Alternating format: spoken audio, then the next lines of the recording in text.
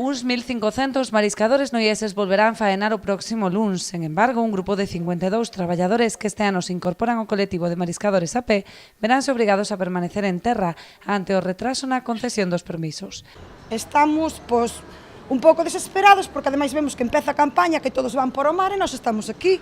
Xa invertimos unha cantidade de diñeiro, non sei eles, por lo menos eu, en rastros, en traxes e en equipación para ir, e desembolsouse unha importante cantidad de diñeiro para quen non a teña. Yo llevo un año en el paro para cumplir los requisitos, he tenido que pagar los cursos para poder optar a esta plaza, he tenido que gastar otro dinero en comprarme neoprenos, en comprar todo lo del marisqueo.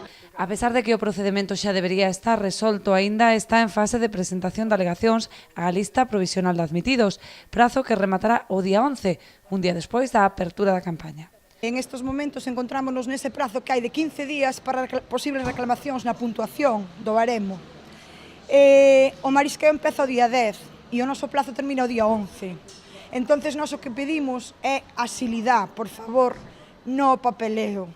A partir de entón hai que cumprir con outros trámites, polo que no mellor dos casos non recibirán os Permex ata outubro. Yo he venido a la cofradía a preguntar para cuándo nosotros tendríamos y me han dicho el día 11 acaba el plazo para alegaciones, luego hay 15 días para resolver esas alegaciones y luego tenemos que esperar a que salga la lista definitiva. Una vez salga esa lista definitiva todavía tenemos que presentar el certificado médico y no sé si algún papel más en la Junta y esperar a que nos den el Permes. Ademais de demandar maior axilidade da Administración para evitar que se repitan estas demoras, que xa aconteceron tamén en 2015, solicitan que se concedan autorizacións provisionais para poder iniciar a campaña en igualdade de condicións que o resto dos compañeiros.